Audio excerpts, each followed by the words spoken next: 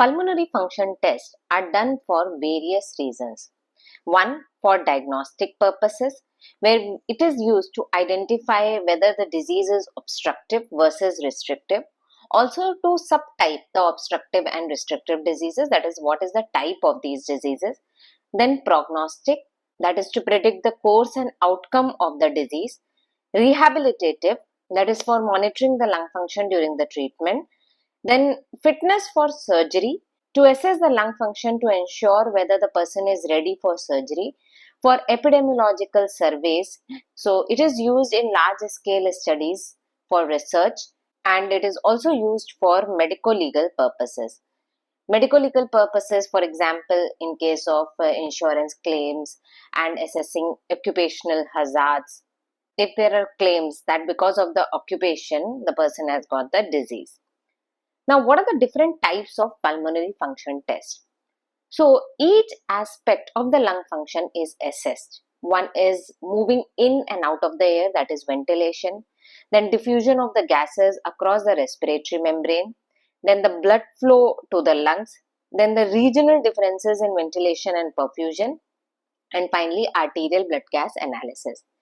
In ventilation, we have two different components, that is to assess the expansion of the lung and the chest wall, whether it is happening properly. So we have the static lung volumes and also for the detection of the chest wall and muscle strength.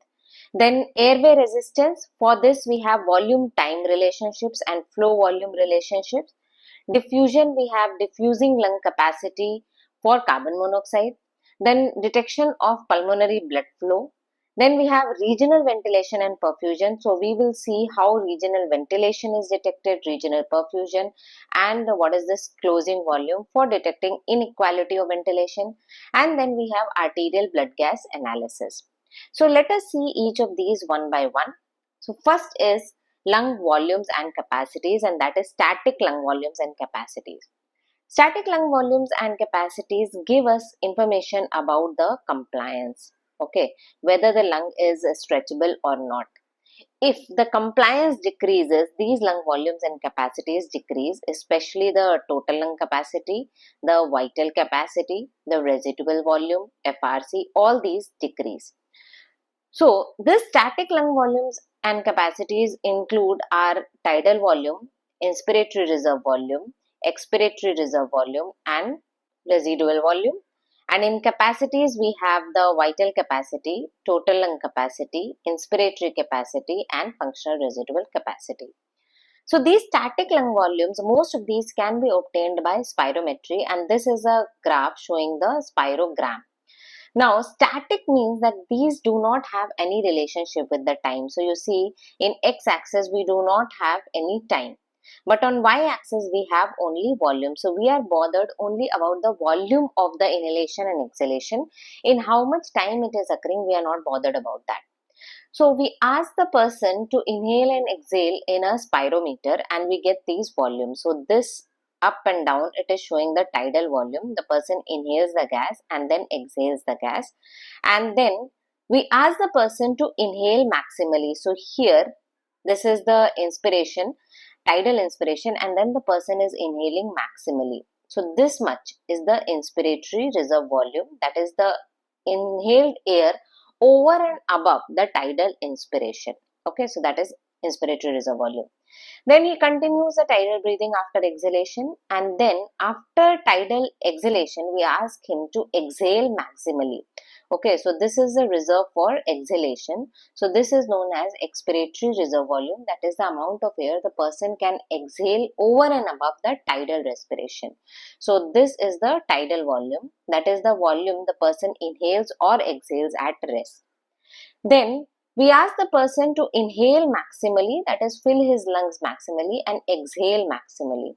So this is what we get the vital capacity. What is vital capacity? The maximum amount of air which can be exhaled after maximum inspiration. Okay. So with this spirometry, we get certain volumes and we do not get certain volumes and capacity. We get tidal volume, inspiratory reserve volume, we have seen.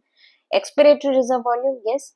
Residual volume cannot be obtained because residual volume remains inside the lungs even after maximum exhalation. Okay, so here some volume is remaining inside the lungs and it cannot be measured by spirometry. So for this we use different method.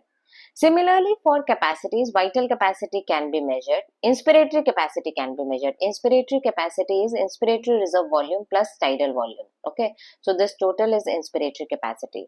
But total lung capacity and FRC cannot be measured. But these functional residual capacity, total lung capacity and residual volume are very important for the diagnosis. Okay, so for diagnosing, for confirming the presence of restrictive lung disease, we need to know total lung capacity, because in restrictive diseases, this total lung capacity decreases, while in obstructive diseases, total lung capacity increases. Okay, so it's very important that we measure these volumes and capacities as well. So for this, we determine functional residual capacity with body plethysmography.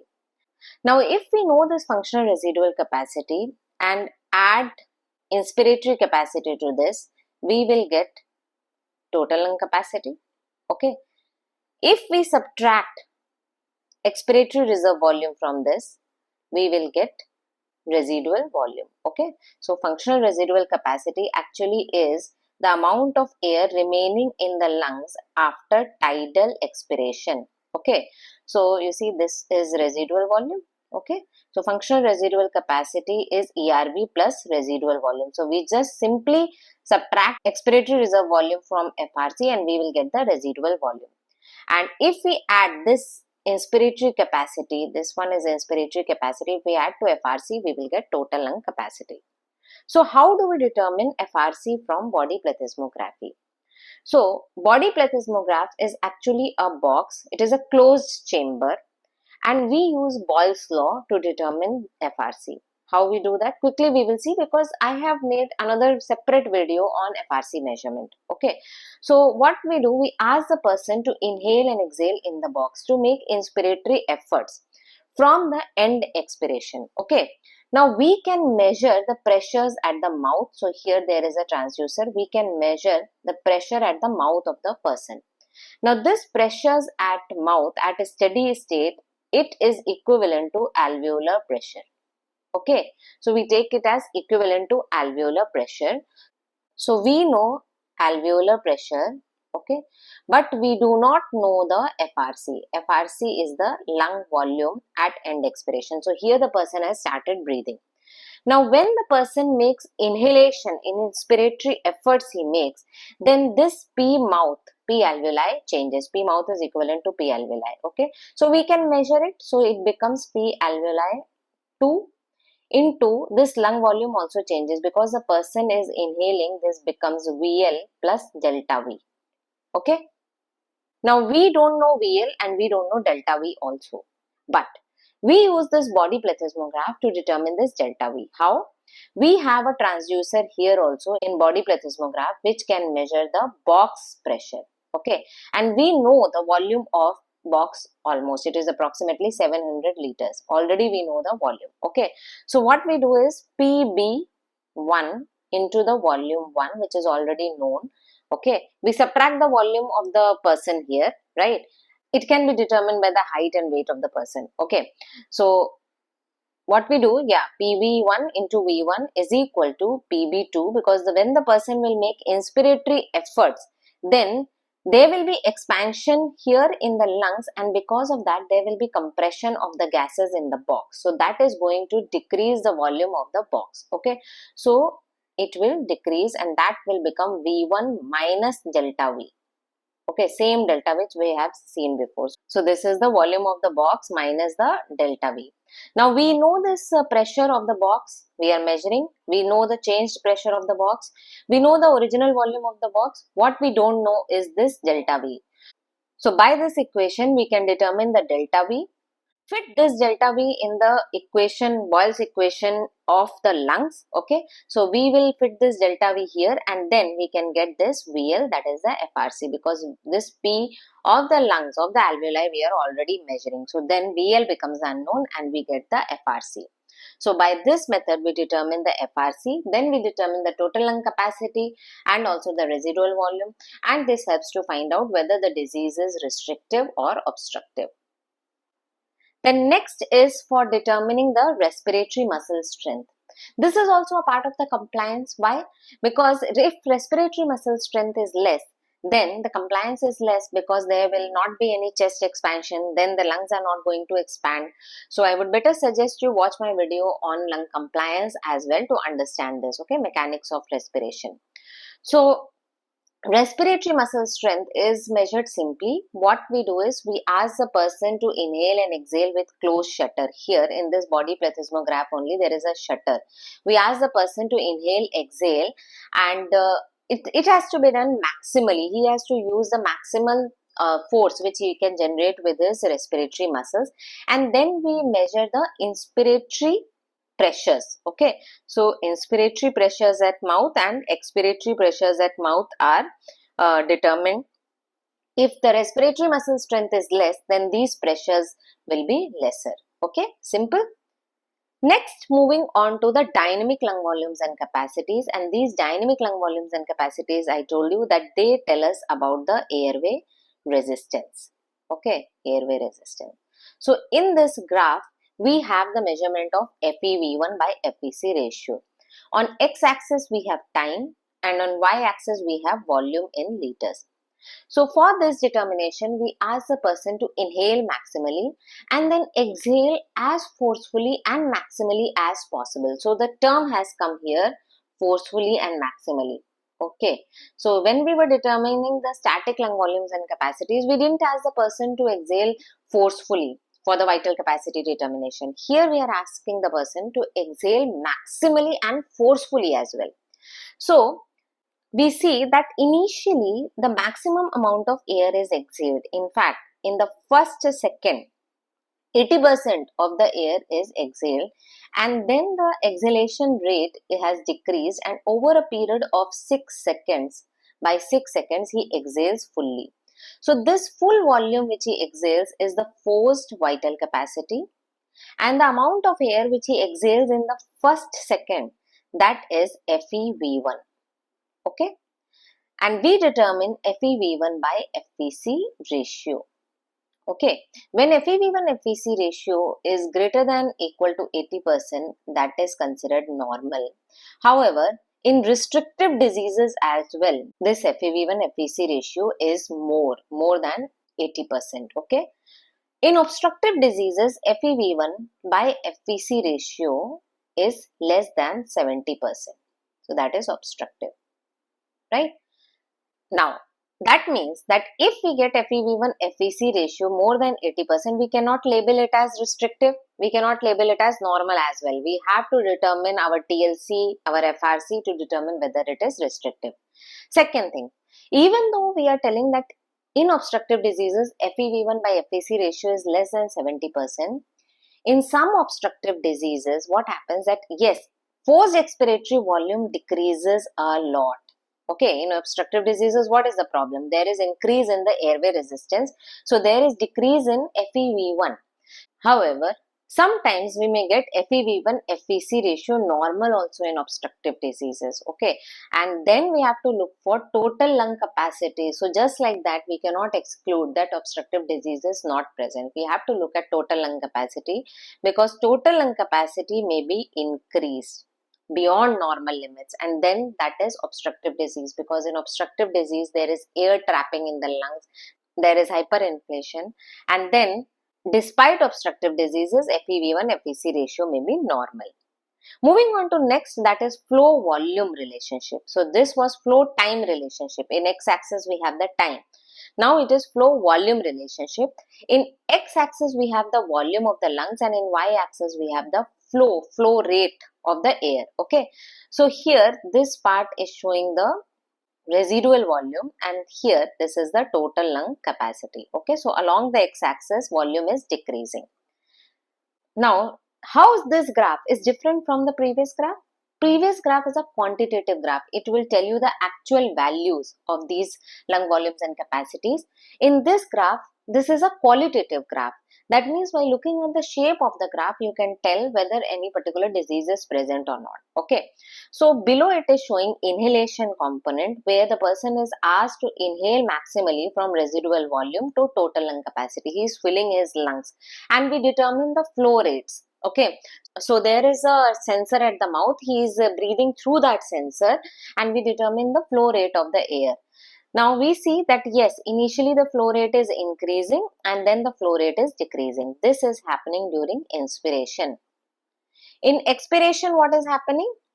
In expiration, he is exhaling from total lung capacity to residual volume, and he is exhaling maximally and forcefully again.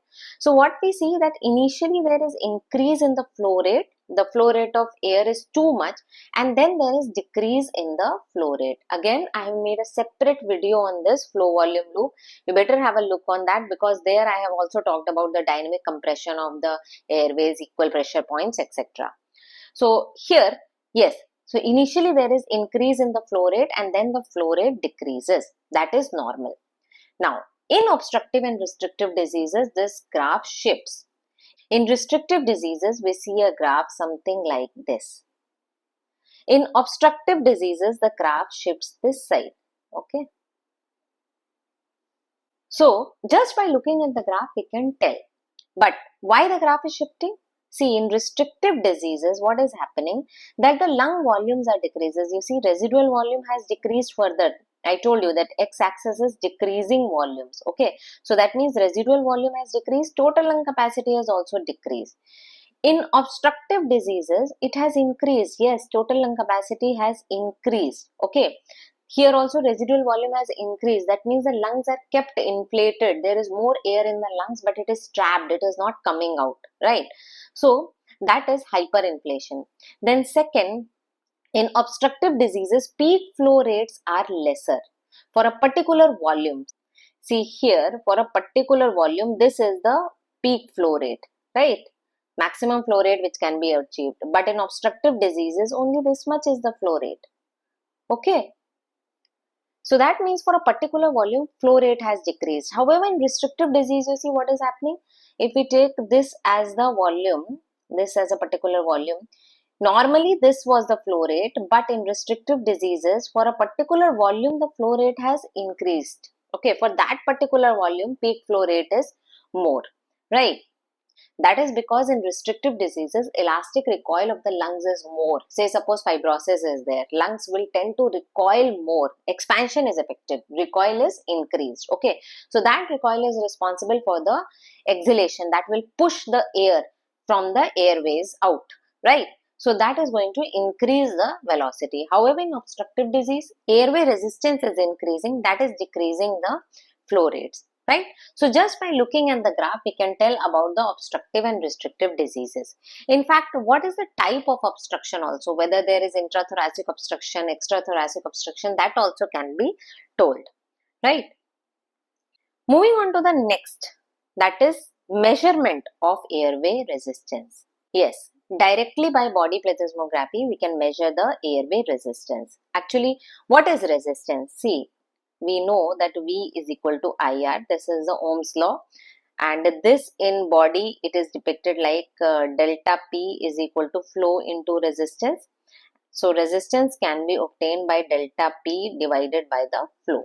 Okay, so when we are doing body plethysmography, it is very easy to determine this airway resistance because we know about the delta P. We are measuring the pressures at the mouth, and we also know the surrounding atmospheric pressure. So the machine itself will determine this delta P. Flow rates we can measure. We ask the person to inhale and exhale the air. So flow rates we can measure, and we can determine the airway resistance directly from this body plethysmography, and it is increasingly being used for determination of airway resistance. The next component, that is diffusion. How to measure the diffusion of the gases? That is by diffusion capacity of lungs for carbon monoxide. Again, I have made a detailed video on this. Here we will look in brief. Okay, so that is diffusion lung capacity. So what we do in this, we ask the person to inhale carbon monoxide, okay, and this carbon monoxide goes in the lungs. Very small fraction of carbon monoxide is inhaled, okay. Then this carbon monoxide, as it goes into the lungs, it enters into the blood. Now remember that the person is inhaling very safe amount of carbon monoxide, because carbon monoxide is dangerous, right? So now when this carbon monoxide enters into the blood, here hemoglobin is there, and hemoglobin has very high affinity for carbon monoxide. So this carbon monoxide will bind to hemoglobin, and because of this quick binding with the hemoglobin, the partial pressure of carbon monoxide in the blood, it will remain 0, right?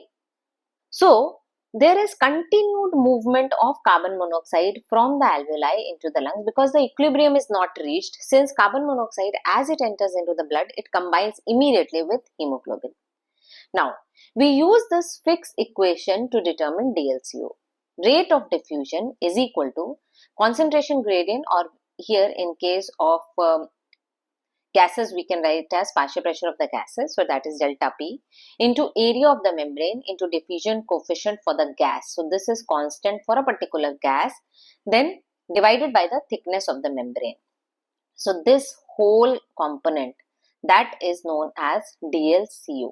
Okay, CO for diffusion coefficient, and this diffusion capacity of lung, because it includes the area of the membrane and the thickness of the membrane. So since we are taking the diffusion capacity for carbon monoxide, we call it DLCO. Okay, now just rearrange this equation. What we will get? Rate of diffusion, that is VCO. Okay, concentration gradient, that is delta P. Here it is PaCO. Pa here is alveolar and small a is arterial. I told you arterial carbon monoxide partial pressure is 0, because it is immediately binding to hemoglobin. So we get DLCO simply by DLCO is equal to rate of diffusion divided by the partial pressure of alveolar carbon monoxide. So this can be measured, and rate of diffusion, basically we determine the amount of gas which the person has inhaled. Okay, that is the volume of the gas in the lungs. That is the rate of diffusion, because it will be very fast diffusing. Now, this DLCO normally is 25 ml per minute per millimeter mercury. That means for 1 millimeter mercury of concentration gradient, 25 ml of gas will diffuse per minute. If there is problem in this area of the membrane or the thickness of the membrane, then this is going to decrease. Okay, if there is thickening of the membrane, or the membrane has damaged, there is decrease in the area of the membrane, then less gas will be able to diffuse in that particular time. So that is why this DLCO tells you about the respiratory membrane, whether it is damaged or not, right? So that is about the diffusion. Next, what about the blood flow? Now we have talked about the ventilation, we have talked about compliance, airway resistance, we have talked about the respiratory membrane. Now what about the pulmonary blood flow? Pulmonary blood flow, classically measured by fixed method, mainly used in research, but these days it can directly be measured by Doppler echo and MRI. Okay, but more important is regional ventilation and perfusion. So for regional ventilation perfusion measurement, we ask the person to inhale a radioactive inert gas, okay, xenon 133, that the person inhales, and on the chest, over the chest, we have radioactivity counters, right? So the person is inhaling the gas, and depending on which alveoli are ventilated more gas is going to go into that particular alveoli, right? So normally base alveoli are more ventilated compared to the apex alveoli, so more gas is going to go into the base of the lungs. So we determine the radioactivity at the various height of the lungs from apex to base, and we get to know what is the status of regional ventilation. What about regional perfusion? For regional perfusion, we dissolve this radioactive xenon in saline, and that is injected into the peripheral vein. Okay, so this dissolved gas, it is injected into the peripheral vein, and then via the blood it is reaching into the alveoli. Now, wherever more perfusion is there, that radioactivity we will get more from that region, because more radioactive xenon is going to go to the places where there is more perfusion. Okay, so again radiation counters detect this perfusion. So that is regional perfusion. Now here there is involvement of radioactivity for measurement of regional ventilation and perfusion. So these days there are various other methods coming up by which this regional ventilation and perfusion is determined. Next, moving on to determining the inequality of ventilation. Okay, so this is measured by single breath nitrogen washout method. Okay, what we do, we ask the person to inhale 100% oxygen in for one breath only. Okay, then as the person inhales the oxygen, this oxygen goes via the respiratory passage into the alveoli. Now here first all air will be oxygen, and then it is moving into the alveoli, which is also having the air from the previous breaths. Okay, so here already oxygen and nitrogen are there with more nitrogen. Now this 100% oxygen is mixed with this alveolar air. Now we ask the person to start exhaling. So what happens, as he starts exhaling, initially this air in the passages comes out. So this is only 100% oxygen because it is fully filling the passages. So we don't get any nitrogen, right? As a person is exhaling, we are measuring the nitrogen concentration. So here in the graph you see x-axis is showing the volume, y-axis is showing the nitrogen concentration. Now we don't get initially any nitrogen concentration because only oxygen is coming out. Then as the air from the alveoli starts coming out, it mixes with the air in the respiratory passages and slowly this nitrogen concentration starts rising. So that is phase 2 of exhaling. Then more and more alveolar air starts coming out and we see that the nitrogen concentration in the exhaled air has become constant. That means all air which is in the alveoli, that is only coming out, right? Now this method is used for dead space determination. Again, I have made another video, you have a look there, but here we are not talking about dead space, we are talking about closing volume. Now what happens after phase 3, another phase starts after some time, that is phase 4, if the person continues exhaling. See, in the lungs we have alveoli at the top and there are alveoli at the base. Okay, alveoli at the top are less ventilated, alveoli at the base are more ventilated. So in this phase 3, air is coming from all the alveoli which are more ventilated. As the person keeps exhaling, these less ventilated alveoli actually have more nitrogen. Why? Because the person has inhaled the oxygen, it has gone into alveoli. But the more ventilated alveoli will have more of this oxygen. Less ventilated alveoli means this oxygen also has gone in less volume there, right? So that means those alveoli will have more nitrogen. So as the person keeps exhaling, later on again this concentration starts rising. This is an indication that the air is coming from the upper lobe alveoli which are not ventilated properly. Okay, and this occurs where it starts is known as the closing volume. Closing volume, that means now the alveoli from the base, they are almost like all the air has come out and the airways have started closing. Okay, now no more air is going to come out from these alveoli, only residual volume is left. No more air is going to come out of these alveoli. But now the air is coming from the lesser ventilated alveoli, that is from the apex. Okay, so this helps us in determining the closing volume. Now this phase, phase 4, starts earlier, okay, and the slope is more in case there is more inequality of ventilation. Understanding, if in the lungs we have more alveoli which are not ventilated properly, then we will have this phase 4 much earlier. Okay, nitrogen concentration will start rising. So this helps us in determining the inequality of ventilation.